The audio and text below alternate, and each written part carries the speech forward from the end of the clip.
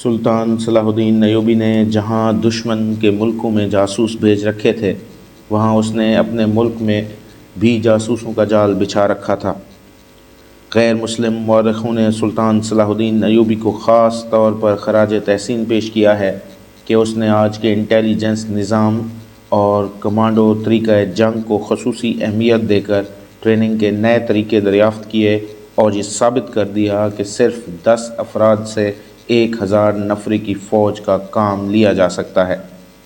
یہ الگ بات ہے کہ مسلمان ہونے کی وجہ سے یورپی مورخوں نے سلطان صلاح الدین ایوبی کے اس فن کو تاریخ میں اتنی جگہ نہیں دی جتنی دینی چاہیے تھی، لیکن اس دور کے وقائع نگاروں نے جو تحریریں قلم بند کی ہیں، اس سے پتہ چلتا ہے کہ اسلام کا یہ عظیم پاسبان انٹیلیجنس، گوریلا اور کمانڈو آپریشن کا کس قدر ماہر تھا۔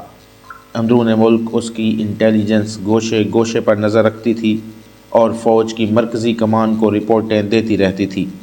یہ اسی نظام کی اعلیٰ کارکردگی کا ثبوت تھا کہ مصر کے دور دراز کے ایسے علاقے کی سرگرمیوں کی بھی اطلاع مرکز کو پہنچا دی گئی تھی جس کے متعلق کہا جاتا تھا کہ اس چھوٹے سے خطے کو خدا نے بھی فراموش کر رکھا ہے، مگر مخبروں نے وہاں کے لوگوں کی صرف ذہنی تبدیلی دیکھی اور اس کی اطلاع دے دی تھی۔ انہیں ابھی یہ معلوم نہیں تھا کہ اندر کیا ہوتا ہے۔ اس اطلاع کے بعد 2 مخبر قتل یا لاپتہ ہو گئے تھے۔ وہاں کے لوگوں نے نہ صرف ٹیلوں کے ڈراؤنے علاقے کے اندر جانا شروع کر دیا، بلکہ وہ فرعونوں کی اس پیچ در پیچ عمارت کے کھنڈروں میں بھی جانے لگے تھے، جہاں جانے کے تصور سے ہی ان کے رونگٹے کھڑے ہو جایا کرتے تھے۔ کچھ عرصہ پہلے اس کی ابتدا اس طرح ہوئی تھی کہ ایک گاؤں میں ایک شتر سوار آیا۔ یہ اجنبی مسلمان اور مصری تھا۔ اس کا اونٹ اچھی نسل کا اور تندرست تھا۔ اس مسافر نے گاؤں والوں کو اکٹھا کر کے یہ قصہ سنایا کہ وہ غربت سے تنگ آ چکا تھا۔ اب وہ رہزنی اور چوری کے ارادے سے گھر سے نکل کھڑا ہوا۔ وہ پیدل تھا۔ وہ اس امید پر اس علاقے میں آ گیا کہ یہاں کوئی آبادی نہیں ہے، اس لیے رہزنی کرتے پکڑا نہیں جائے گا۔ وہ بہت دن پیدل چلتا رہا مگر اسے کوئی شکار نہ ملا۔ آخر ٹیلوں کے اس علاقے میں جہاں کوئی نہیں جاتا وہ جا کر گر پڑا۔ اس کے جسم میں طاقت نہیں رہی تھی۔ اس نے آسمان کی طرف ہاتھ بلند کر کے خدا سے مدد مانگی۔ اسے ایک گونجدار آواز سنائی دی، تم خوش قسمت ہو کہ تم نے ابھی گناہ نہیں کیا، گناہ کی صرف نیت کی ہے۔ اگر تم کسی کو لوٹ کر یہاں آتے تو تمہارا جسم ہڈیوں کا پنجر بن جاتا اور شیطان کے چھوڑے ہوئے درندے تمہارا گوشت جو تمہارے سامنے پڑا ہوا ہوتا تمہیں دکھا دکھا کر کھا جاتے۔ اس آواز نے اجنبی پر غشی طاری کر دی۔ اس نے محسوس کیا کہ کوئی اسے اٹھا رہا ہے۔ اس نے آنکھیں کھولیں تو وہ بیٹھا ہوا تھا اور اس کے سامنے ایک سفید ریش بزرگ کھڑا تھا جو دودھ کی مانند سفید اور آنکھوں سے نور کی شعاعیں نکلتی تھیں۔ وہ جان گیا کہ یہ آواز جو اس نے سنی تھی اسی بزرگ کی تھی۔ اجنبی کی زبان بند ہو گئی اور وہ کانپنے لگا۔ بزرگ نے اسے اٹھا کر کہا، مت ڈرو مسافر، یہ سب لوگ جو یہاں آنے سے ڈرتے ہیں بد نصیب ہیں، انہیں شیطان ادھر آنے نہیں دیتا۔ تم جاؤ اور لوگوں سے کہو کہ یہاں اب فرعونوں کی خدائی نہیں رہی، یہ حضرت موسیٰ علیہ السلام کی مملکت ہے۔ حضرت عیسیٰ علیہ السلام بھی یہیں آسمان سے اترنے والے ہیں۔ اب اسلام کی قندیلیں اسی کھنڈر سے روشن ہوں گی جن کی روشنی ساری دنیا کو منور کر دے گی۔ جاؤ لوگوں کو ہمارا پیغام دو، انہیں یہاں لاؤ۔ اجنبی نے کہا کہ وہ اٹھ نہیں سکتا، چل نہیں سکتا، جسم سوکھ گیا ہے۔ سفید ریش بزرگ نے کہا، تم اٹھو اور 50 قدم شمال کی طرف جاؤ، پیچھے مڑ کر نہ دیکھنا، ڈرنا نہیں، لوگوں تک پیغام پہنچا دینا ورنہ نقصان اٹھاؤ گے۔ تمہیں ایک اونٹ بیٹھا ہوا نظر آئے گا، اس کے ساتھ کھانا اور پانی ہوگا اور اس کے ساتھ جو کچھ ہوگا وہ تمہارا ہوگا۔ اجنبی نے گاؤں والوں کو سنایا کہ وہ اٹھ کر چلنے لگا تو اس کے جسم میں طاقت آ گئی تھی۔ وہ ڈر رہا تھا کہ یہ کسی فرعون کی بدروح ہے۔ اس نے پیچھے نہیں دیکھا، بدروح کے ڈر سے قدم گنتا رہا اور راستہ گھوم گیا۔ 50 قدم پر یہ اونٹ بندھا ہوا تھا، اس کے ساتھ کھانا بندھا ہوا تھا جو اس نے کھا لیا اور پانی پی لیا۔ اس کے جسم میں ایسی طاقت آ گئی جو پہلے اس کے جسم میں نہیں تھی۔ اس نے لوگوں کو ایک تھیلی کھول کر دکھائی جس میں سونے کی اشرفیاں تھیں۔ یہ تھیلی اونٹ کے ساتھ بندھی ہوئی تھی۔ اجنبی اونٹ پر سوار ہوا اور اس گاؤں میں آ گیا جس میں بیٹھا وہ قصہ سنا رہا تھا۔ اس کے بعد اس نے گاؤں والوں کو سفید ریش بزرگ کا پیغام دیا اور چلا گیا۔ اس کا سنانے کا انداز اتنا پر اثر تھا کہ لوگوں کے دلوں میں ٹیلوں کے علاقے میں جانے کا اشتیاق پیدا ہو گیا۔ لیکن گاؤں کے بوڑھوں نے کہا کہ یہ اجنبی انسان نہیں بلکہ کھنڈر کے شر شرار کا حصہ ہے۔ انسانی فطرت میں یہ کمزوری ہے کہ چھپے ہوئے کو بے نقاب کرنے کی اور بھید کو پا لینے کی کوشش کرتی ہے۔ جن جسموں میں جوانی کا خون ہوتا ہے وہ خطرے مول لے لیتے ہیں۔ گاؤں کے جوانوں نے ارادہ کر لیا کہ وہ وہاں جائیں گے۔ اشرفیوں کا جادو بڑا سخت تھا جس سے وہ لوگ بچ نہیں سکتے تھے۔ اس 40 میل لمبے اور 10 میل چوڑے خطے میں جتنے گاؤں تھے ان سب سے اطلاعیں ملیں کہ ایک اجنبی مسافر یہی قصہ سنا گیا ہے۔ کچھ لوگ تذبذب میں تھے اور کچھ تذبذب اور فیصلے کے درمیان بھٹک رہے تھے، مگر ادھر جانے سے ڈرتے تھے۔ بعض آدمی گئے بھی لیکن ٹیلوں کے پراسرار علاقے کو دور سے دیکھ کر واپس آ گئے۔ کچھ روز بعد 2 جوان سال شتر سوار تمام علاقے میں گھوم گئے۔ انہوں نے بھی ایسا ہی قصہ سنایا جو ذرا مختلف تھا۔ وہ بہت دور کے سفر پر گھوڑوں پر جا رہے تھے۔ ان کے ساتھ 2 ٹٹو تھے جن پر قیمتی مال تھا۔ یہ تجارت کا مال تھا جو وہ سوڈان لے جا رہے تھے۔ راستے میں انہیں ڈاکوؤں نے لوٹ لیا، مال کے ساتھ گھوڑے اور ٹٹو بھی چھین لیے اور انہیں زندہ چھوڑ دیا۔ یہ دونوں ٹیلوں کے علاقوں میں آ کر تھکن، بھوک، پیاس اور غم سے گر پڑے۔ انہیں بھی سفید ریش بزرگ نظر آیا۔ اس نے انہیں وہی پیغام دیا اور کہا، تمہیں شیطان کے درندوں نے لوٹا ہے، تم اللہ کے نیک بندے ہو، جاؤ تمہیں 50 قدم پر 2 اونٹ کھڑے ملیں گے اور ان کے ساتھ جو کچھ بندھا ہوگا وہ تمہارا ہوگا، لیکن مال و زر دیکھ کر آپس میں لڑ نہ پڑنا ورنہ ہمیشہ کے لیے اندھے ہو جاؤ گے۔ انہیں بھی اس بزرگ نے کہا کہ گاؤں گاؤں جا کر لوگوں کو پیغام دیں کہ ان کھنڈروں سے ڈریں نہیں۔ اس کے بعد ایسی ہی بہت سی روایتیں سنی اور سنائی جانے لگیں۔ ان میں ڈر اور خوف کا کوئی تاثر نہیں تھا بلکہ ایسی کشش تھی کہ لوگوں نے ٹیلوں کے ارد گرد پھرنا شروع کر دیا۔ انہوں نے بعض لوگوں کو اندرونی علاقے سے باہر جاتے اور آتے بھی دیکھا۔ انہوں نے بتایا کہ اندر ایک درویش بزرگ ہے جو غیب کا حال بتاتا اور آسمانوں کی خبر دیتا ہے۔ یہ بھی کہا گیا کہ وہ امام مہدی ہے۔ کسی نے کہا حضرت موسیٰ علیہ السلام ہے اور کوئی حضرت عیسیٰ علیہ السلام کہتا تھا۔ ایک بات وثوق سے کہی جاتی تھی کہ وہ جو کوئی بھی ہے خدا کا بھیجا ہوا ہے اور گناہ گاروں سے نہ ملتا ہے نہ انہیں نظر آتا ہے۔ اس کے پاس جانے کے لیے نیت صاف ہونی چاہیے۔ یہ بھی کہا گیا کہ وہ مردوں کو بھی زندہ کرتا ہے۔ یہ طلسماتی اور پراسرار روایتیں اور حکایتیں لوگوں کو اندرونی علاقے میں لے جانے لگیں۔ آگے جا کر انہوں نے پہلی بار وہ کھنڈر دیکھے جن سے وہ ڈرتے تھے۔ وہ ان کے اندر بھی گئے۔ یہ کمروں، غلام گردشوں اور غاروں جیسے راستوں کی بھول بھلیاں تھیں۔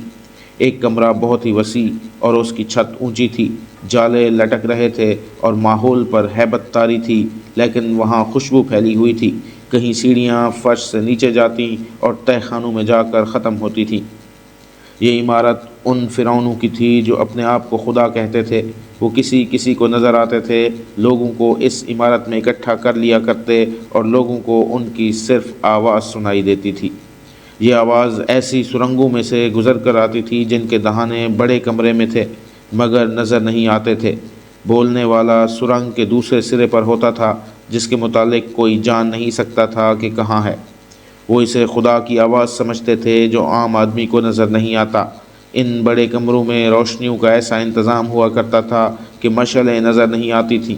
کمرے روشن رہتے تھے۔ آئینے کی طرح چمکیلی دھات کی چادریں استعمال کی جاتی تھیں جن سے چھپی ہوئی مشعلوں کی روشنی منعکس ہوتی تھی۔ وہ تو صدیوں پرانی بات تھی۔ اب صلاح الدین ایوبی کے دور میں اس عمارت میں پھر وہی آوازیں گونجنے لگیں جنہیں لوگ خدا کی آوازیں سمجھتے تھے۔ ذرا سے وقت میں لوگوں کے دلوں سے کھنڈرات کی ہیبت نکل گئی۔ وہ جب بڑے کمرے میں جاتے تو اس سے پہلے انہیں اندھیری اور فراخ سرنگوں میں گزرنا پڑتا تھا۔ آگے بہت ہی فراخ اور اونچی چھت والا کمرہ آ جاتا جس میں روشنی ہوتی مگر کوئی مشعل نظر نہیں آتی تھی۔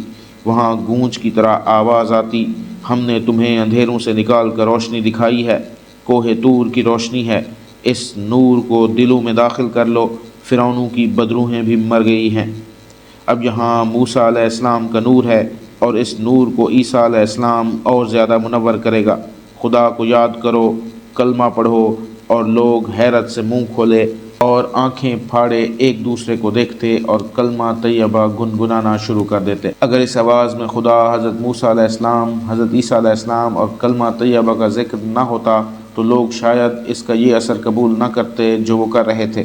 وہ سب مسلمان تھے، اپنے مذہب کے نام پر وہ اس اثر کو قبول کرتے تھے اور جب انہیں یہ آواز سنائی دی، رسول خدا صلی اللہ علیہ وآلہ وسلم کو خدا نے غار حرا کے اندھیرے میں رسالت عطا کی تھی، تمہیں بھی ان غاروں کے اندھیرے میں خدا کا نور نظر آئے گا، تو لوگوں نے سر جھکا لیے اور اس آواز کو جس کی گونج میں طلسماتی اثر تھا اپنے دل پر نقش کر لیا۔ لیکن لوگ اس ہستی تک پہنچنا چاہتے تھے جس کی یہ آواز تھی، اور جو مسافروں کو اونٹ، کھانا، پانی اور اشرفیاں دیتی اور مردوں کو زندہ کرتی تھی۔ لوگوں کی بے تابیاں بڑھتی جا رہی تھیں۔ وہ اپنے گھروں کو جاتے تو انہیں عورتیں بتاتی کہ ایک اجنبی آیا تھا جو کھنڈر والے درویش کی کرامات سنا گیا ہے۔ وہ کہتا تھا کہ اس نے درویش کی زیارت کی ہے۔ ایک روز ان دیہاتوں میں جو سب سے بڑا گاؤں ہے، وہاں کی مسجد کے پیش امام سے لوگوں نے استفسار کیا۔ اس نے کہا وہ مقدس انسان ہے، صرف نیک لوگوں سے ملتا ہے۔ نیک وہ ہوتا ہے جو خون خرابہ نہ کرے، صلح اور امن کی زندگی بسر کرے۔ یہ مقدس درویش حضرت عیسیٰ علیہ السلام کا پیغام لایا ہے۔ اس پیغام میں محبت ہے، جنگ و جدل نہیں۔ اس پیغام میں یہ نصیحت ہے کہ کسی کو زخمی نہ کرو، بلکہ زخمی کے زخموں پر مرہم رکھو۔ اگر تم لوگ ان اصولوں پر زندگی بسر کرو گے تو یہ درویش تمہاری کایا پلٹ دے گا۔ جب ایک امام مسجد نے بھی اس مقدس درویش کو اور اس کی آواز کو برحق کہہ دیا تو کسی شک و شبہ کی گنجائش نہ رہی۔ لوگوں کے ٹھٹ کھنڈروں میں جانے لگے تو اعلان ہوا کہ ہر جمعرات کے روز اندر جانے کی اجازت ہوگی اور شام کو میلہ لگا کرے گا۔ چنانچہ اس روز سے جمعرات کا دن مخصوص ہو گیا اور اس کے ساتھ ہی عورتوں کو بھی وہاں جانے کی اجازت مل گئی۔ اب کھنڈروں کے اندر اپنی مرضی سے کوئی نہیں جا سکتا تھا۔ جمعرات کے روز ان کے ارد گرد میلے کا سماں ہوتا تھا۔ دور دور سے لوگ اونٹوں، گھوڑوں اور خچروں پر اور پیدل بھی آتے اور شام کو کھنڈروں میں جانے کے وقت کا انتظار کرتے تھے۔ اندر کی سنسنی خیز دنیا میں انقلاب آ گیا۔ وہاں اب لوگوں کو گناہ اور نیکی کے، تاریکی اور روشنی کے تصورات ایسی صورت میں نظر آتے تھے کہ لوگ انہیں مجسم اور متحرک صورت میں دیکھتے اور حیرت زدہ ہوتے تھے۔ کسی کو کوئی الٹا سیدھا سوال اور شک کرنے کی جرأت نہیں ہوتی تھی، اور نہ ہی وہ کسی سوال اور شک کی ضرورت محسوس کرتے تھے۔ سورج غروب ہوتے ہی اندھیرے سرنگ کا منہ کھل جاتا جو اندر لے جاتی تھی۔ یہ دراصل اس عمارت کے درمیان سے گزرنے والا راستہ تھا۔ اس کی دیواریں بہت بڑے بڑے بلاکوں کی تھیں، اوپر ایسی ہی چھت تھی۔ یہ سرنگ ہر 10-12 قدموں بعد دائیں یا بائیں کو مڑتی تھی۔ اس کے دروازے یا دہانے سے باہر چند ایک آدمی کھڑے ہوتے تھے۔ ان کے پاس کھجوروں کے انبار لگے ہوئے تھے۔ یہ کھجوریں لوگوں کی لائی ہوئی تھیں جسے نذرانہ کہا جاتا تھا۔ زائرین کھجوریں ایک جگہ ڈھیر کر دیتے تھے۔ کھجوروں کے پاس پانی کے مشکیزے رکھے ہوئے تھے۔ شام کو جب زائرین کو اندر جانے کی اجازت ملتی تھی تو دروازے پر ہر ایک کو 3 کھجوریں کھلا کر چند گھونٹ پانی پلایا جاتا اور اندر بھیج دیا جاتا۔ تاریک سرنگ سے گزر کر جب یہ لوگ روشن حال کمرے میں پہنچتے تو وہاں انہیں آوازیں سنائی دیتیں، کلمہ طیبہ پڑھو، اپنے اللہ کو یاد کرو، حضرت موسیٰ علیہ السلام تشریف لے آئے ہیں، حضرت عیسیٰ علیہ السلام کا ظہور ہونے والا ہے، دل سے بدی اور دشمنی نکال دو، لڑائی جھگڑا ختم کر دو، اور دیکھو ان کا حشر جنہیں جنت کا دھوکہ دے کر لڑایا گیا تھا۔ اس آواز کے ساتھ ہی لوگوں کی آنکھوں میں نہایت تیز روشنی پڑتی، انہیں ایک طرف منہ کر کے کھڑا کیا جاتا تھا، ان کی آنکھیں خیرہ ہونے لگتیں تو روشنی ذرا مدھم ہو جاتی، اس کے بعد روشنی کبھی تیز ہوتی کبھی مدھم، اور لوگوں کے سامنے والی دیوار پر ستارے چمکتے نظر آتے۔ ان ستاروں میں جنبش ہوتی اور انتہائی مکروہ اور بھدی شکلوں والے انسان جاتے نظر آتے۔ گونجدار آواز سنائی دیتی، یہ سب تمہاری طرح جوان اور خوبصورت تھے، انہوں نے خدا کا پیغام نہ سنا، یہ کمر کے ساتھ تلواریں سجا کر گھوڑوں پر سوار ہوئے اور اپنے جیسے خوبصورت جوانوں کو قتل کیا، انہیں دھوکہ دیا گیا کہ تم لڑو، مر جاؤ گے تو جنت میں جاؤ گے، دیکھ لو ان کا انجام، خدا نے انہیں شیطان کے درندے بنا کر کھلا چھوڑ دیا ہے۔ ان آوازوں کے ساتھ بادل کی گرج اور بجلی کی کڑک سنائی دیتی، کچھ اور آوازیں بھی سنائی دیتیں جو مختلف درندوں کی معلوم ہوتی تھی۔ روشنی اتنی تیز ہو جاتی کہ دیکھنے والوں کی آنکھیں چندھیا جاتیں، پھر لمبے لمبے دانتوں والے درندے دائیں سے بائیں جاتے نظر آتے، یہ بھی انسان تھے لیکن ان کی شکلیں بڑے ہی ڈراؤنے بھیڑیوں جیسی تھیں، انہوں نے بازوؤں پر برہنہ لڑکیاں اٹھا رکھی تھیں، یہ لڑکیاں جوان اور خوبصورت تھیں، لڑکیاں تڑپتی تھیں، بادل کی گرج اور زیادہ بلند سنائی دیتی اور آواز آتی۔ انہیں اپنے حسن پر ناز تھا، انہوں نے خدا کے حسن کو ناپاک کیا تھا۔ ان ڈراؤنی اور بھیانک شکلوں کے بعد بڑے ہی خوبرو مرد اور خوبصورت عورتیں گزرتی، یہ سب ہنستے کھیلتے جاتے تھے۔ یہ نیک اور پاک لوگ تھے جن کے متعلق بتایا جاتا تھا کہ انہوں نے کبھی لڑائی جھگڑے کی بات نہیں کی تھی، وہ سراپا محبت، پیار اور خلوص تھے۔ آج کی قسط اختتام کو پہنچی۔ اگلی اقساط کے لیے دیکھتے رہیے ہمارا چینل داستان سرائے۔ شکریہ۔